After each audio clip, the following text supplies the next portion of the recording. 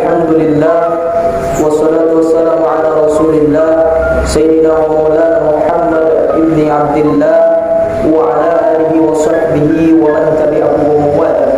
Ashhadu an la ilaha illallah wahdahu la sharika lah wa ashhadu anna Sayyidina Muhammadan abduhu wa rasuluhu la nabiyya ba'dahu. Allahumma salli ala Sayyidina Muhammadin nabiyil ummi wa ala alihi wa sahbihi wa barik wa sallim. Qala Allah ta'ala fil Qur'anil azim wa huwa asdaqul qa'ilin. A'udzu billahi minasy syaithanir rajim. Bismillahirrahmanirrahim. Ya ayyuhalladzina amanu taqullaha haqqa tuqatih wa la tamutunna illa wa antum muslimun. Wa qala ta'ala fil ayatil ukhra, ya ayyuhalladzina amanu taqullaha wa qulu qawlan sadida yuslih lakum a'malakum wa yaghfir lakum dhunubakum wa man yuti'illaha wa rasulahu faqad faza fawzan 'azima. Ibadallah, usikum wa nafsi bi taqwallahi wa ta'atihi faqad faza muttaqun. Ma'asyiral muslimin, jemaah Jumat yang dimuliakan oleh Allah Subhanahu wa taala.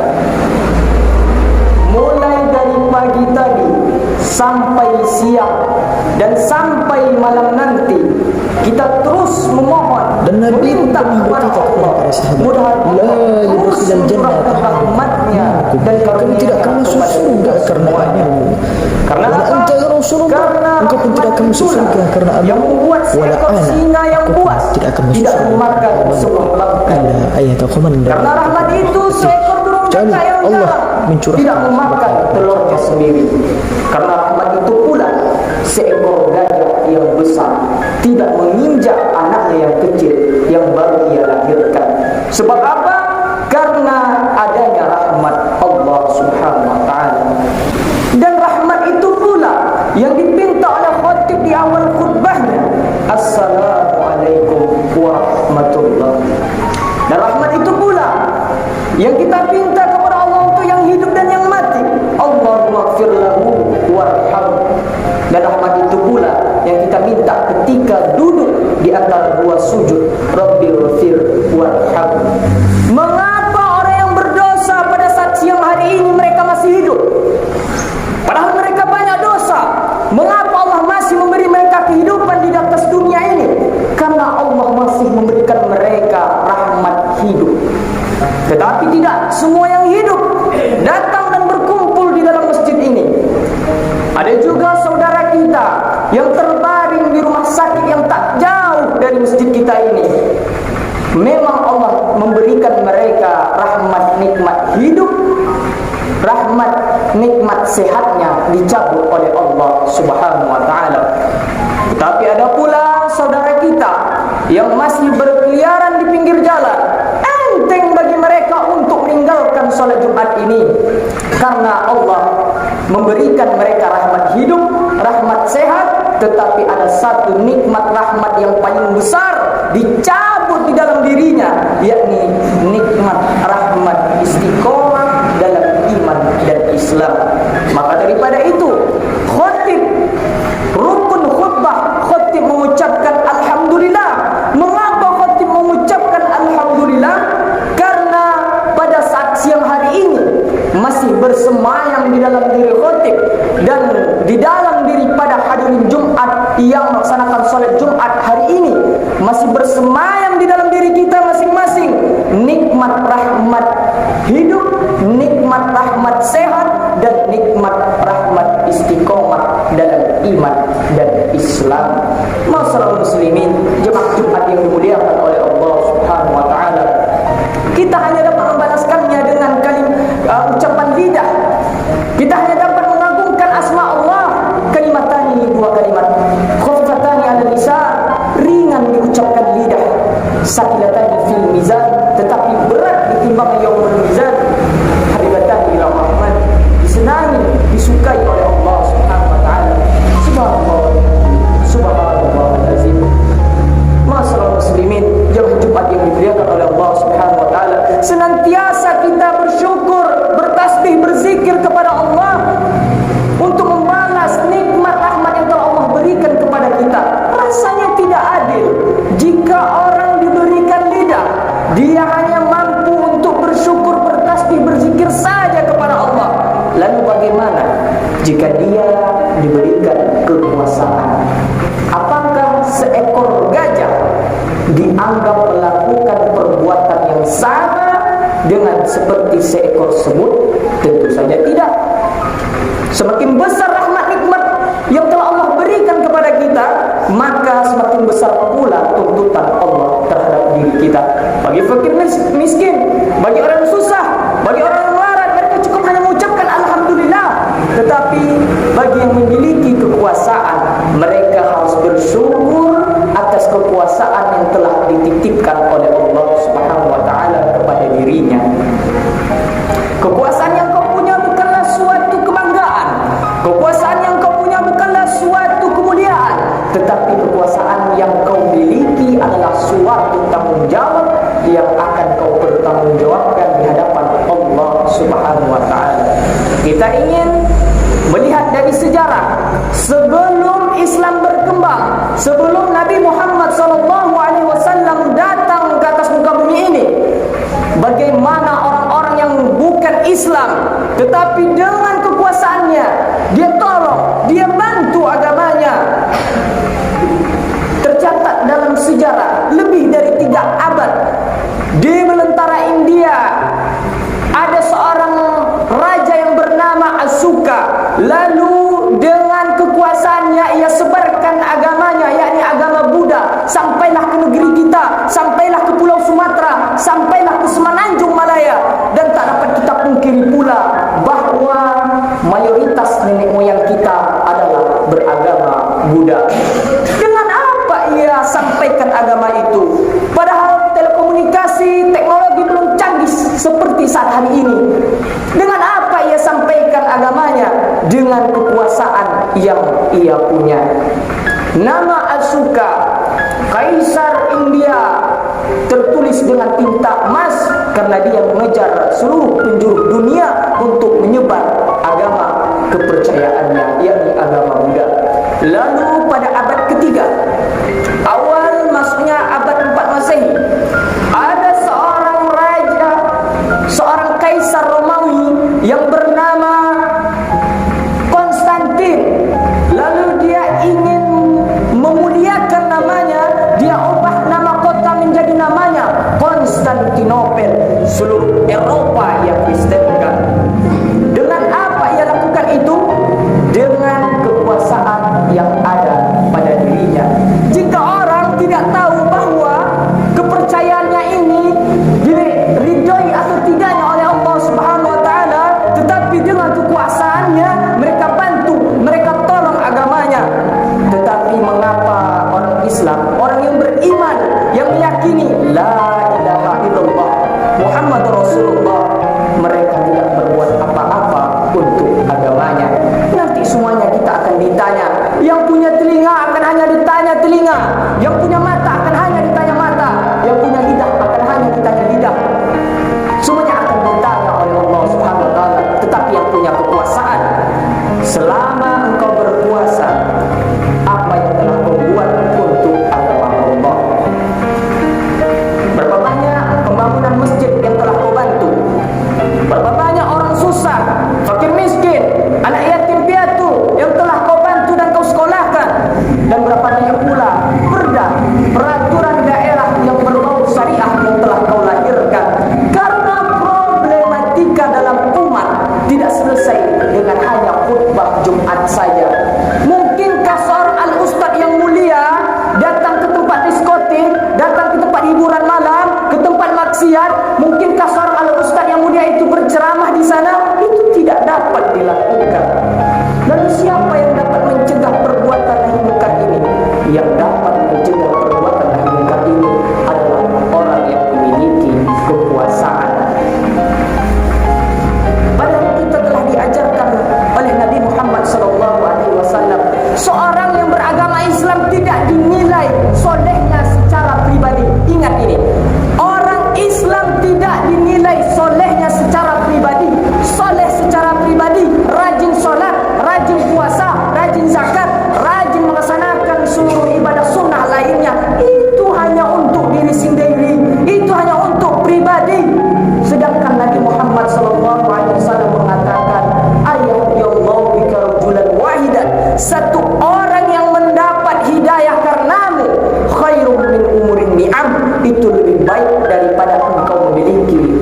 yang merah.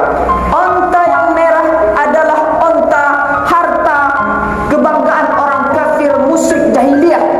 Kau memiliki onta yang merah, kau sangka telah memiliki dunia dan seisinya. Bukan itu kata Nabi. Kata Nabi, satu orang yang mendapat hidayah karenamu, kau buat peraturan-peraturan yang dapat menjaga umat dari kemungkaran, khairu min dunia. Itu lebih baik daripada engkau memiliki kekuasaan dan harta yang berlipat dua. Masyaallah muslimin, jemaah Jumat yang dimuliakan oleh Allah Subhanahu wa taala. Mungkin ketika kita mendengar kalimat-kalimat ini, mungkin terlintas di dalam pikiran kita. Kita berkata kepada diri kita sendiri, aku ini bukanlah penguasa, aku ini tidak ada jabatan, aku ini tidak ada kekuasaan. Tapi bukankah tidak kita ini adalah seorang penguasa di tempat kantor di mana kita bekerja? Bukankah kita ini seorang penguasa di suatu organisasi yang sedang kita pegang? Bukankah kita ini penguasa di tengah masyarakat? Dan paling tidaknya kita semua ini adalah kepala rumah tangga, dan kita berkuasa kepada anak dan istri kita. Ya ayyuhalladzina amanu, hai orang-orang yang beriman, ku anfusakum, jagahlah dirimu, wa ahlikum, keluargamu, nar, dari api neraka. Seorang pemimpin tidak bisa mengatakan yang penting aku salat, yang penting aku puasa, yang penting aku zakat, yang penting aku melaksanakan ibadah, yang penting aku selamat. Masalah anak buahku, masalah karyawanku, itu bukan urusanku. Kita kan sudah dewasa. Urusan kepada Khalik itu urusan pribadi masing-masing. Ini bukanlah kalimat dari seorang pemimpin. Ini adalah orang sekuler yang memisahkan dirinya dengan agama, yang memisahkan kenegaraan dengan agama. Ma'asyiral muslimin, jamaah Jumat yang dimuliakan oleh Allah Subhanahu wa taala. Bukankah kita diajarkan di dalam agama Islam ini dari bangun tidur, dari buka mata hingga tutup mata, kita harus sesuai dengan ajaran syariat agama Islam. Ya ayyuhalladzina amanu, hai orang-orang beriman, adkhulu, masuklah kamu, fisilmi, ke dalam Islam, kafah, secara keseluruhan. Bukankah semuanya ini adalah ujian dari Allah Subhanahu wa taala? Masyaallah muslimin, jamaah Jumat yang dimuliakan oleh Allah Subhanahu wa taala. Sebenarnya ketika Allah memberikan nikmat rahmat karunia-Nya kepada kita, nanti Allah akan tanya itu, kemana nikmat rahmat yang telah kuberikan kepadamu? Inna sam'a, pendengaran, wal basar, penglihatan, wal fuad, hati. Semuanya akan disoal, semuanya akan ditanya oleh Allah Subhanahu wa taala. Jika engkau tidak sebagai penguasa, tidak seorang pemimpin, tidak memiliki jabatan, setidaknya ada rahmat, nikmat, harta yang berlebih yang telah Allah berikan kepadamu. Dan harta itu pula bukanlah suatu kebanggaan, harta itu bukanlah suatu kemuliaan, tetapi harta itu adalah suatu titipan yang telah Allah berikan kepadamu. Berapa banyak harta yang telah kau habiskan di jalan Allah Subhanahu wa taala. Pada masanya Islam ini dulu pernah kokoh. Pada masanya Islam ini pernah menguasai seluruh dunia, karena dia ditopang oleh tiang-tiang yang kokoh, tiang kekuasaan, tiang ekonomi, tiang ilmu pengetahuan. Maka daripada itu, mari kita tegakkan kembali, kita kokohkan kembali agama Islam di akhir hari ini. Masyaallah muslimin, jemaah Jumat yang dimuliakan oleh Allah Subhanahu wa taala. Mungkin kita berpikir, apakah Allah tidak mampu untuk menolong agamanya sendiri? Apakah Allah tidak bisa untuk menolong agamanya sendiri? Allah Maha Kuasa. Inna ma'amru iza arada syai'an ayakula lahu kun fayakun wa huwa ala kulli syai'in qadir. Allah Maha Kuasa. Mudah bagi Allah untuk membolak-balikkan dunia dan seisinya. Lalu mengapa makhluk yang tak berdaya, yang tak ada kuasa ini diperintahkannya untuk menolong agamanya? Allah cantumkan di dalam kitab sucinya, dalam ayat Al-Quran, in tansurullaha, jika kau tolong agama Allah, yang surkum, maka Allah akan menolongmu. Allah bukan yang tidak sanggup untuk menolong agamanya. Allah Maha Kuasa, mudah baginya untuk membolak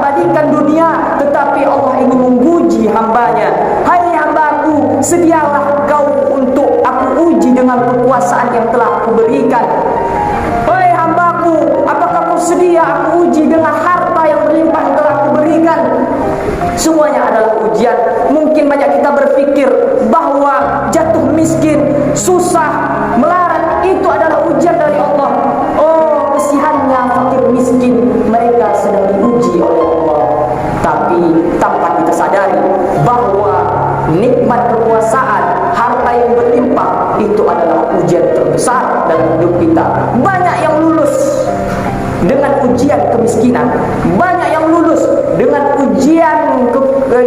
ujian kesusahan, tetapi ketika mereka diuji dengan kekuasaan dan harta, disitulah mereka terlupa kepada Allah Subhanahu wa taala. Ma'asyiral muslimin, jemaah Jumat yang dimuliakan oleh Allah Subhanahu wa taala. Maka pada siang hari ini, pada khutbah kali ini, marilah kita merenungkan diri kita masing-masing.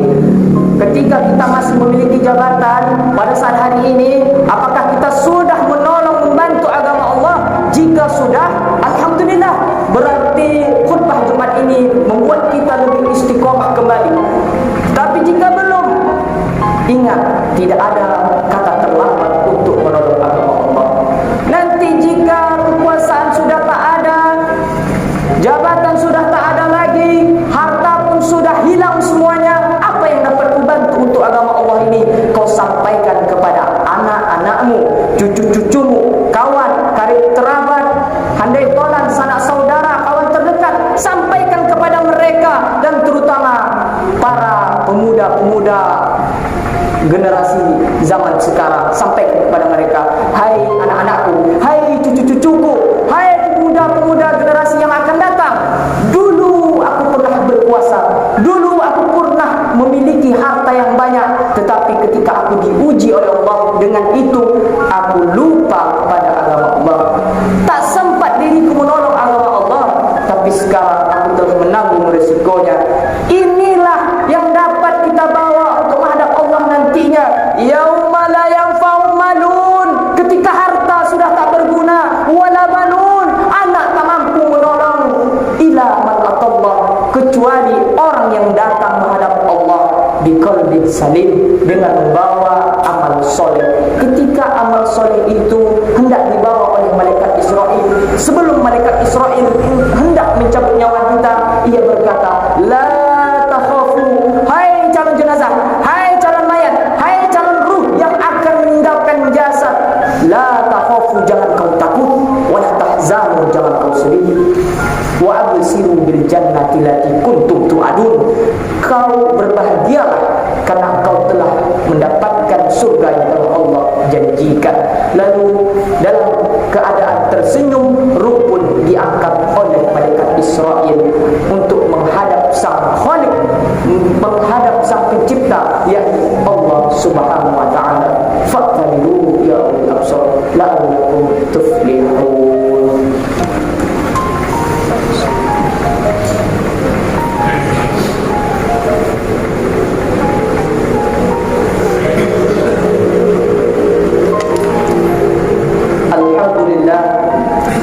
Alhamdulillahilladzi hadana lihada wa ma kunna linahtadiya laula an hadana Allah.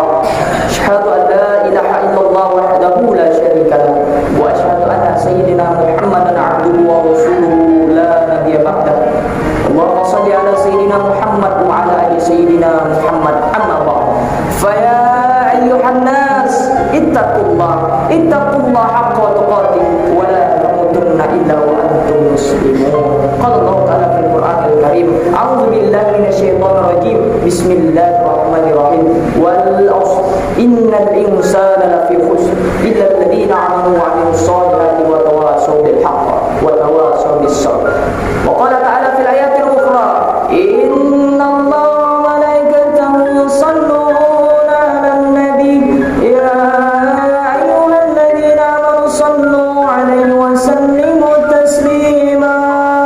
Allahumma salli ala sayyidina Muhammad wa ala ali sayyidina Muhammad kama sallaita ala sayyidina Ibrahim wa ala ali sayyidina Ibrahim wa barik ala sayyidina Muhammad wa ala ali sayyidina Muhammad kama barakta ala sayyidina Ibrahim wa ala ali sayyidina Ibrahim fil alamin innaka Hamidum Majid. Allahumma ighfir lil muslimin wal muslimat wal mu'minin wal mu'minat wa ikajil qurba wal adwaj innaka ala kulli shay'in qadir. Allahumma ya muqallibal qulub sabbit qulubana ala